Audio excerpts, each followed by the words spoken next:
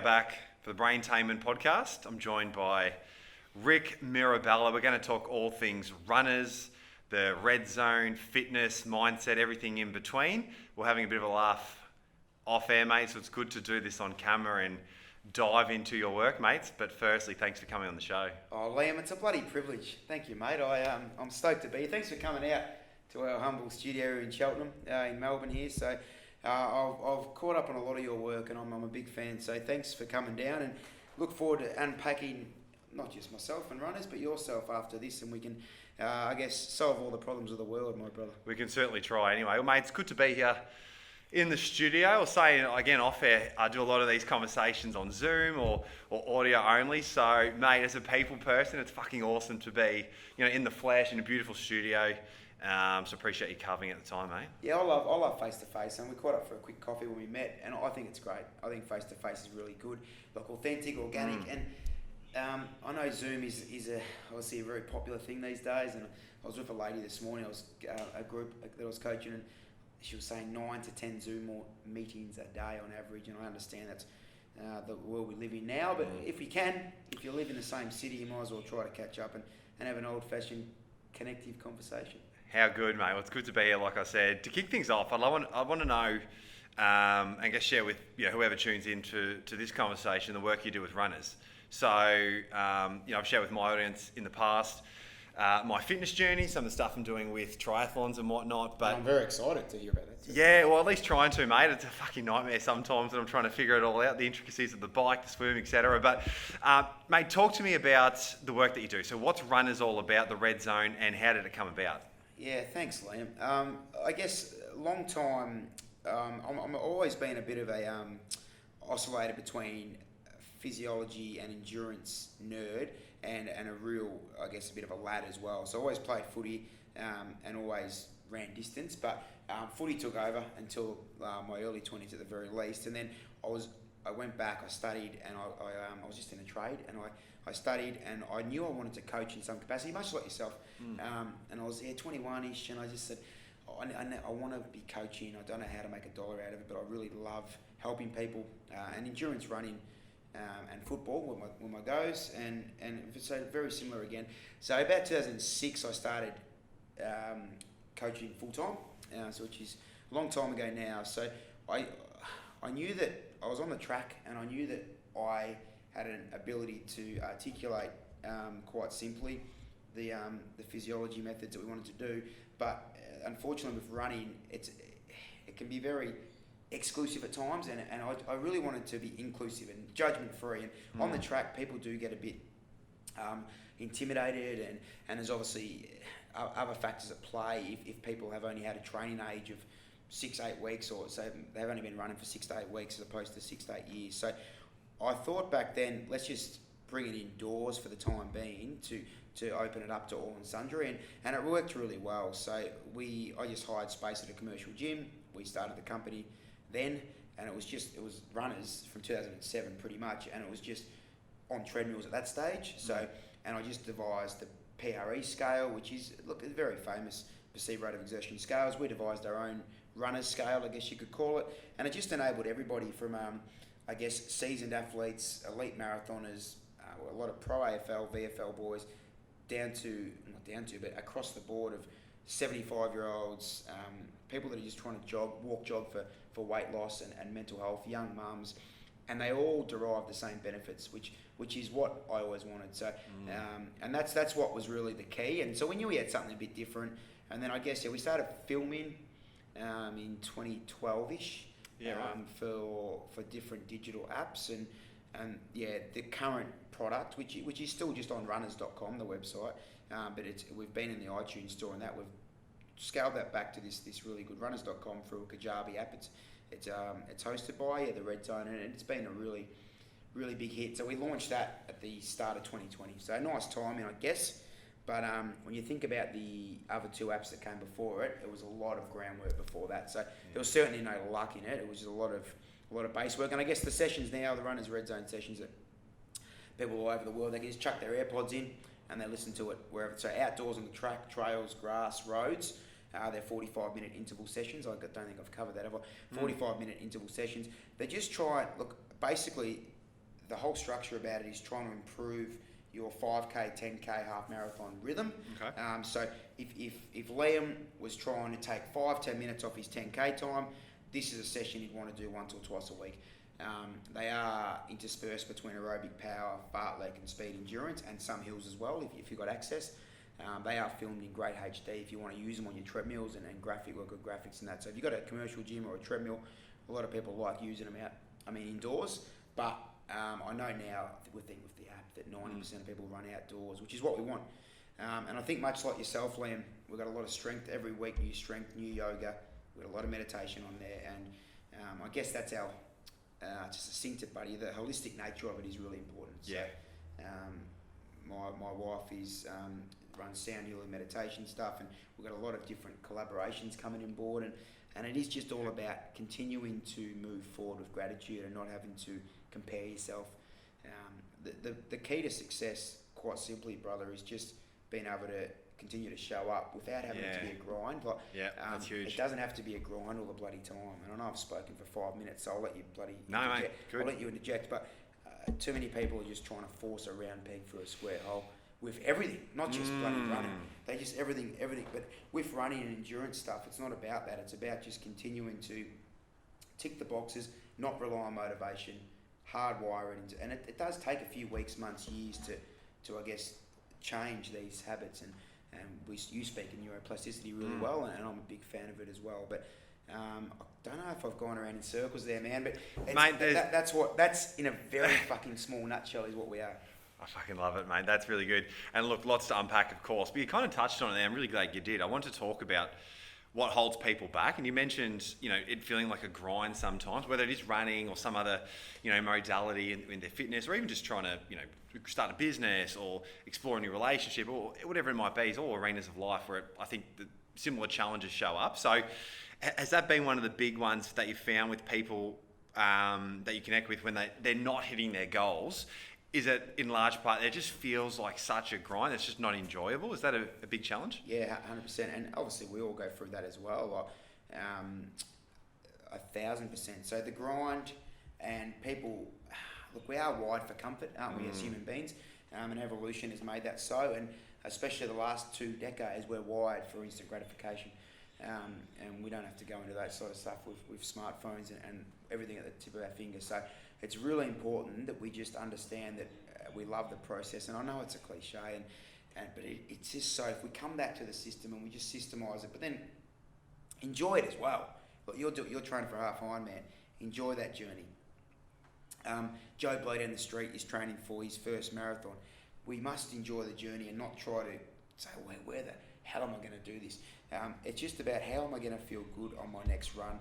How am I going to feel good for the rest of my day? And this is why running, out of cycling, running, swimming, all those things, like you speak about dopamine a lot, and we know dopamine, serotonin, endorphins, all these really powerful neurotransmitters. If we just get the ball moving, get the ball rolling the first 5 minutes of the day, the rest just flows. And if we compare ourselves to when we might have felt good last week, or again, such and such down the street, instantly that session or that is surrounded by a negative narrative. If we think about the grind and how tough, how am I going to fit all this shit in, instantly that session is surrounded by a negative narrative. So you're destined to fail. Yeah. You're destined to fail. So if you can just empty your brain, and there's a lot of good books around, just it's hard. Like I'm especially, I've got it better, but I'm perennially an overthinker. Yep. Mate, I've been trying to unpack that for 31 years, so well, I feel you. I'm telling you, it's common. So I think everyone's in the same boat, but it's just a matter of using that session as your meditation. No past anxieties, guilt. Yeah, anything. wow. No future anxieties about having to fit stuff in. It's your time. It's your time. Whether it's a runner session, 40 minutes, whether it's an easy spin on the bike, whether it's a brisk walk before sunrise, whatever it may be, it's just really crucial that we don't surround it with that negative stuff. So it's hard if you're fatigued. So if you're feeling like shit, you've had no sleep, you've had deadlines to meet last night, you must keep the date with yourself, but just back the intensity right there. Yeah. So a zone 1 brisk walk.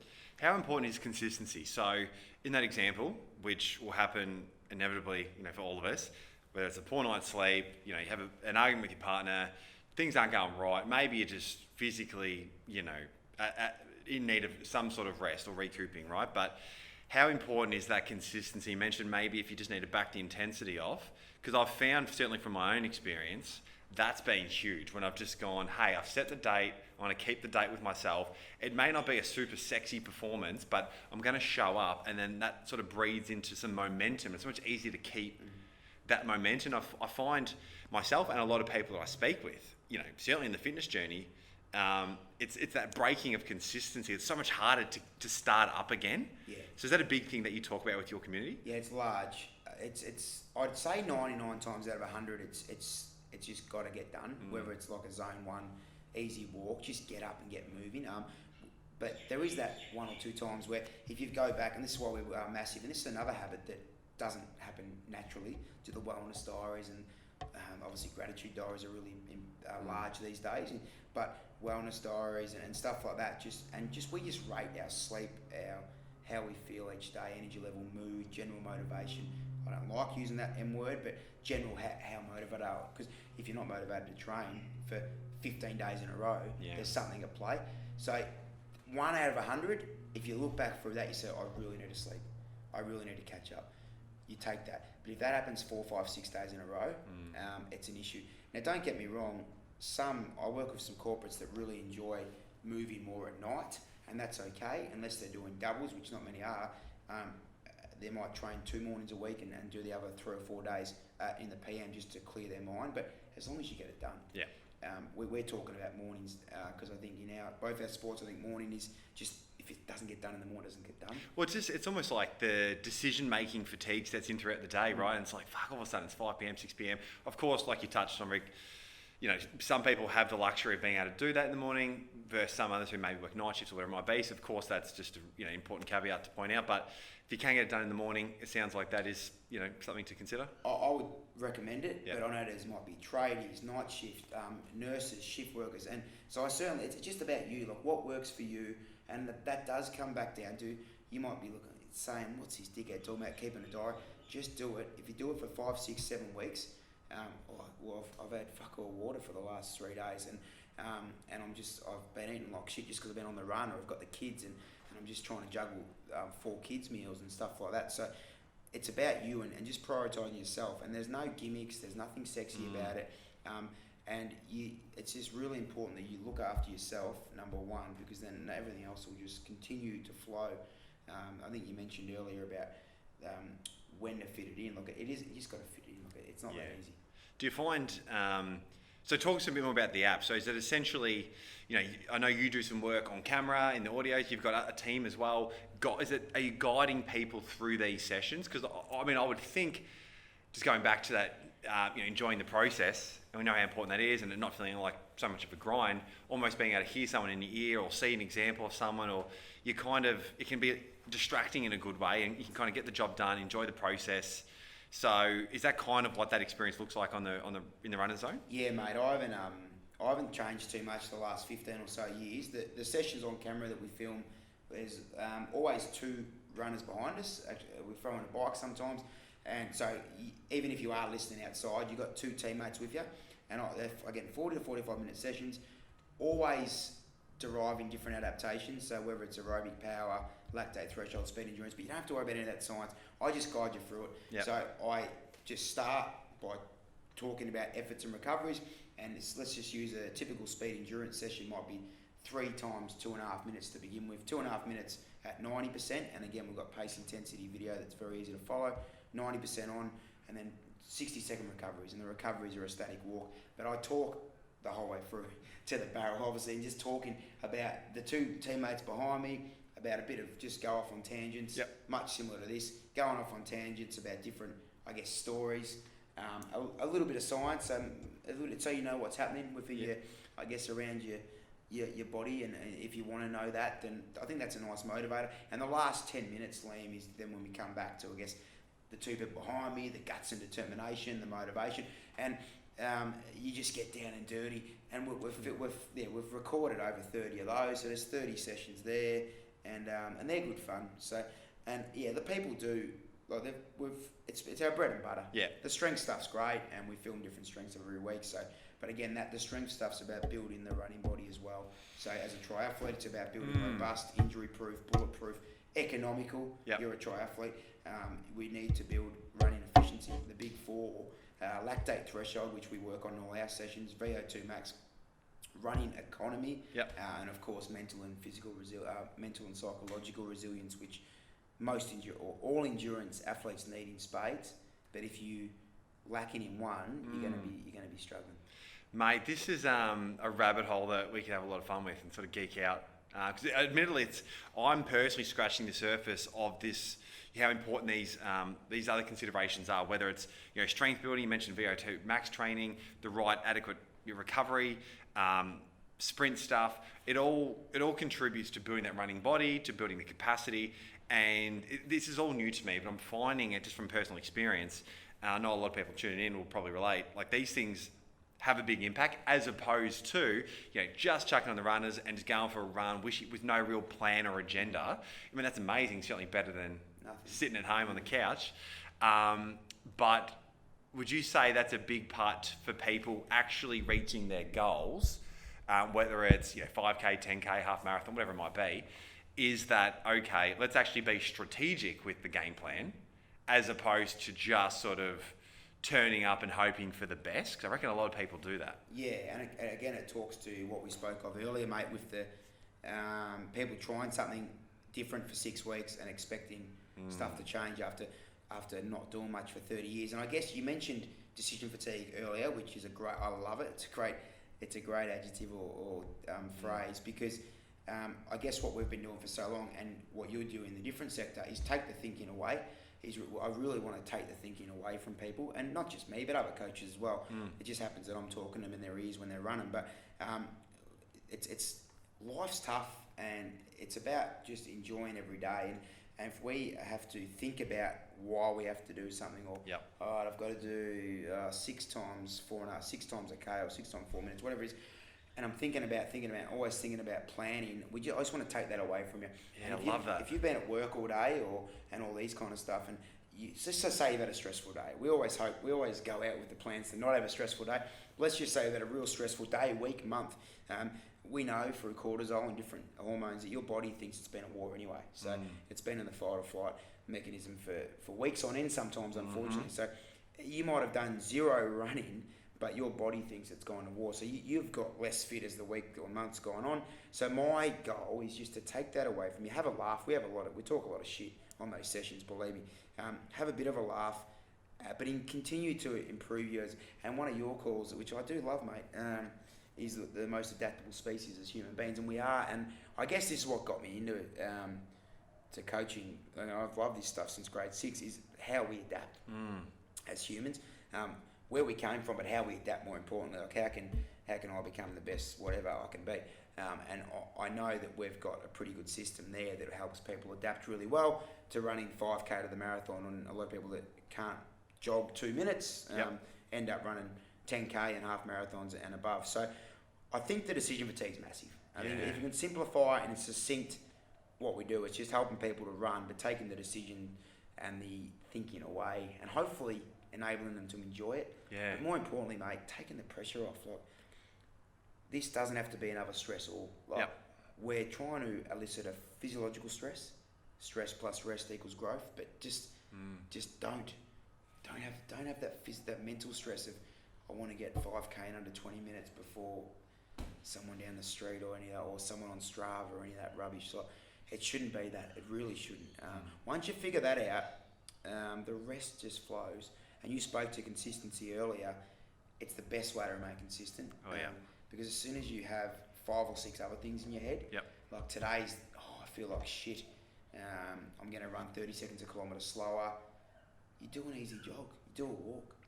Who gives a fuck? Like, it's good enough for Olympians, mate. Like, every single Olympian that I've interviewed on my podcast doesn't wear a watch except for their track sessions.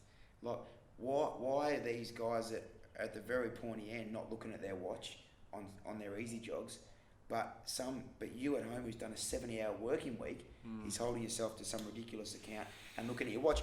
So that continuity of easy work is going to pay you back in spades in the next few weeks, months, years, because you never missed a session.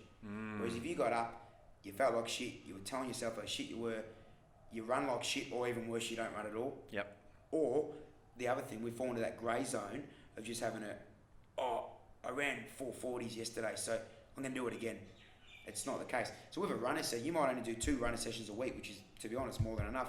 And you might do some easy jogging, your long run, and obviously we'll set that out for you. But the 2 runner sessions are your gold, your bread and butter. But everything else might be an easy jog or walk or a long run, or for yourself, a triathlete, you might do a brick session, an easy spin, and a long ride and a swim. So I know I've gone down a lot of holes, but I just really want people to understand that take the pressure off. Like it should be a light, enjoyable, just experience. And you're not going to, like, Rome wasn't built in a day, brother. It's going to take weeks and months and years. And you sit in front of me as a 30-year-old young fella. You're talking about triathlon. You won't peak until your early to mid 40s. Don't even think about peaking. Yeah, it's the way it is, mate. That it's fucking massive, Rick. And I like this lane of helping people fall in love with the process. Is sort of the language that I use for a lot of things, right? How can you fall in love with the process of growth, of fitness, of whatever's important to you, right? And because that's often where we fall down, when it starts to feel like that grind. So to be able to bring it back to how do we make this more enjoyable? And it's what's really powerful is even myself right now. We spoke about the Ironman training. I'm obviously en route for my first half Ironman in September, which has been an interesting journey. But even now, mate, I was talking off air about the mental fatigue and sort of starting to feel like it's almost draining. And I reckon a large part of that is like, fuck, I've stopped enjoying it. And I've sort of caught myself out just in reflection now, and I reckon so many people will relate to that. And whether it's trying to get to a goal of some sorts or particularly, and what I'm thinking about is the people tuning in that maybe want to get fit, they want to get into running, they want to, whether it's, lose weight, gain weight, feel a certain way, but maybe they're just, that whole couch potato analogy, maybe they're relating more to that and they're hating on themselves and they're beating themselves up and going, I'm fucking useless, my last run was terrible, and they're in this cycle. And then what I'm hearing you say is, okay, how can you just maybe rejig a couple of things, take away the decision making, enjoy the process, and then slowly build that consistency. And then it's crazy what can happen with that whole adaptation piece over a long enough timeline. And I'm wondering if there's some people that really need to hear that to kind of start that process again. Yeah, I'm pretty passionate about it. I'm more, look, obviously you see people do amazing things, run fast marathons, Olympics, all that stuff, footy, but this is what I'm passionate about, because I've got no doubt that there's so many people out there that have started a few times but have stopped more than that because of that. And it's just old wired habits that may have been there since before they remember. Like we're not going to go into the subconscious stuff, but since before kindergarten, right? And then it's not your fault. Like if you're out there listening, you start again tomorrow, just start. And you jog, walk. Like I'd always recommend the base being bloody months long. But if you want to run a half Ironman like Liam in the next 6 months, it's doable as well. But if you've come in from not much, just jog, walk. Like the amount of people that do our sessions power walking for 6 months, 12 months on a bike. Like there's no, this should be your time. If you've got 4 kids, no kids. If you've got a 70-hour week job or you're unemployed, 2 kids is fuck. Just get out there and move. And I promise you, as soon as you look back in 5 weeks, if you're not judging yourself too harshly, you're not looking at your times too much, and you're not comparing yourself to someone else or your past self, you'll look back in 5 or 6 weeks with continuity, of course, and you'll go, well, I'm feeling good now. But it'll happen. It'll sneak up on you. It certainly won't. It won't be one day I feel great. It'll just sneak up on you. Slowly it'll sneak up on you. An economy will come and you'll feel a little bit lighter on your feet. Your jeans will fit a bit better. And little things just start to happen. And that's where the magic is. But unfortunately, it takes a while. It does. So we're not here to tell you it's a piece of piss. But if you listen to what I was saying about not running fast all the time and not grinding away all the time, it's like, why can't you just go out at a 120 heart rate? Why? Because there's an ego to pace. Fuck the ego. Fuck the ego. Yeah, interesting. Yeah, that gets in the way, and that's it. And this is something else I want to talk to you about, Rick, as well today. Is I find when you're driven by ego and you're pushing your body and you're trying to do things that maybe you haven't built it to do just yet. We know you can get there. If that is important, that's fantastic. More about having really, really important goals, even if they're lofty. Fantastic. But there's a process to get there, right? So, for the people, and I can relate to this, that are maybe just trying to do too much too soon, or trying to keep up with the Joneses, so to speak, or trying to keep up with Rick on the video if he's fucking looking sharp in his shorts and running real well. To bring it all together, how do we avoid potential injuries, which completely fuck up the whole process? Yeah, great call. Entirely. A great call. Before I get into serious stuff, I'm just standing and coaching you guys. I've got two people. I don't run in front of you guys. Believe me, there's two people. Right, okay. Believe me, that would be a hard gig. Running and coaching, that would be very tough. But mate, great question. Like real good, and it's so true. Go back to the very start of your comment. There is a time and a place to go balls to the wall and just put yourself in the hurt locker. But it's only after a few weeks, months, years of work, and it's only a couple of times a week. So great question there. So I guess that would be my biggest thing. Don't run hard too often in the week. So biggest injury tip number one is go very easy on your easy days. Very, very easy. So if you've got a coach or someone that's planned your set program, and Liam's got a 70.3 coming up and whatever it may be, it's just go very easy on your easy days. Now, that might mean you run 4 days a week. You might have 1.5 days or 1.5 sessions where you're going quite hard. But if you're going hard 2.5, 3 days a week, I promise you, eventually you'll break. Strength training is massive, and I feel like people hear me talk about this a lot. But if you're a bit newer to my voice, it's so crucial. And the thing about strength training is, and on our videos you'll see it, it's only got to be 2 times 20 minutes a week or 2 times 25 minutes a week. Of course, if you love the weights room and it's a real passion of yours, go for your life. But we're trying to. Most of the people I work with want to get better at running, and are starting running or want to improve their running. So we're trying to work on a lot of strength, unilateral stuff, so single limb stuff, so single leg stuff, because we're never on 2 legs at once, are we, when we're running? We're always on 1 leg. So we're working on strength and working on skeletal muscle work, but also neuromuscular work. So really coordination, the brain talking to those limbs and single limb. How can we get stronger in certain areas? And again, without forcing it, without going from doing 1 single leg squat to lifting 150 kilos. It's just about slowly progressing and periodizing. So they're my big two, and like mobility and stuff like that, really important. So we throw mobility and we're just stretching, guys, but like lower limb stuff, ankles, hips, lower back, foam rolling, all this kind of stuff is really, really important.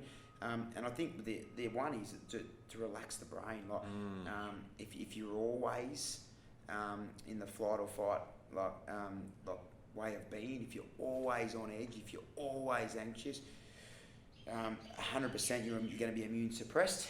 100% you're going to be at larger risk of skeletal muscle and tendinopathies. So I guess they're my big 4. I'll go through them again. Easy on your easy days, recover well. Of course, that entails strength training, but not obsessed. Strength, mobility, and just to relax the mind and just have more downtime, whether it's meditation, a few minutes for you, mindfulness, earlier nights, better sleep hygiene. I'm sure you've done all this on previous shows, but all that, and then that enables you to absorb the work better as well. So often if I'm saying about injury prevention, people, until they get injured, won't really listen. But if they're very type A and they want to run a 10K in whatever time, they'll listen to me when I say, well, it's going to help you absorb that work better, which means it's going to help the runners sessions be more beneficial for you, your long run, your long ride. Otherwise, you'll just be counterproductive and you'll sabotage your session almost if you don't do this stuff. So if you do a wicked long ride, Liam, 90K threshold road, you feel like an awesome, you feel amazing on the Sunday, you're absolutely in the hole, but you feel great. You feel really satisfied with how you went. You feel great about yourself. And then Monday, you go and do a ridiculously hard track session, 10 times 400, it's a runner session, whatever. You haven't allowed yourself to regenerate and absorb the work, therefore adapt. So not only are you probably going to get immune suppressed and likely injured, you're also not going to improve as much or super compensate as much as you should.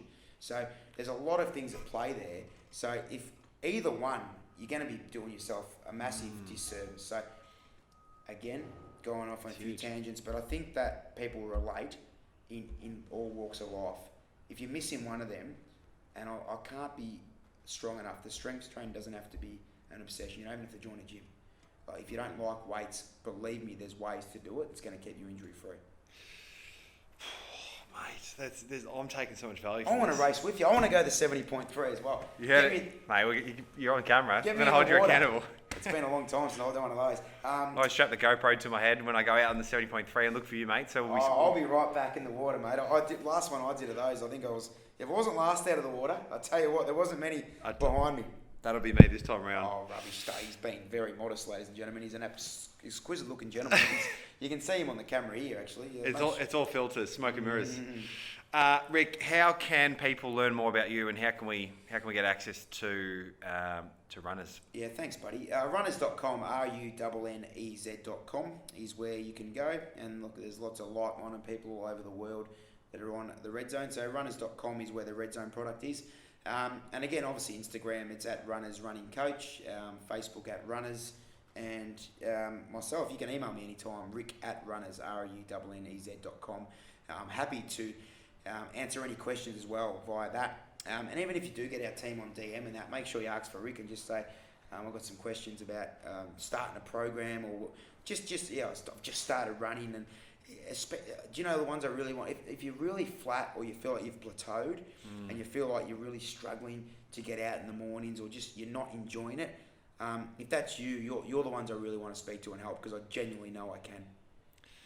And I attest to that, mate. A couple of things, when I do these shows, there's really two things I've got in mind. One's just my own curiosity, sort of be able to, ask questions that I want to hear thoughts on and learn in things that are important to me. And obviously fitness is a big part of where I'm at in my life right now. And the second part is, how can we create value on the platform for other people? And there's a lot that you've provided today. I just want to acknowledge you for that and really appreciate you carving out the time. A lot of tangible takeaways that are really useful. Then also just that psychology piece, falling in love with the process, enjoying it, not making it a grind, allowing time to rest, and a few other bits and pieces you touched on there that I think every single person, regardless of where they're at in their journey, can use. And so being able to tick both those boxes, mate, and for that, I just want to thank you. No, thanks, Liam, and thanks for having me on, and thanks for coming down. Like, it's I really do love your work, and I love a lot of your shows. I reckon there's really diverse stuff on there.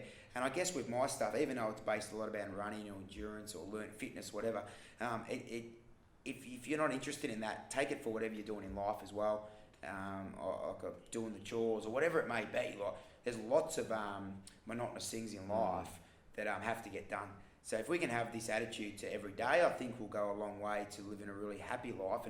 And happiness is true success, brother. My man, I like that. I just got goosebumps then. But Drop the mic. Thanks, my man. Thanks, buddy.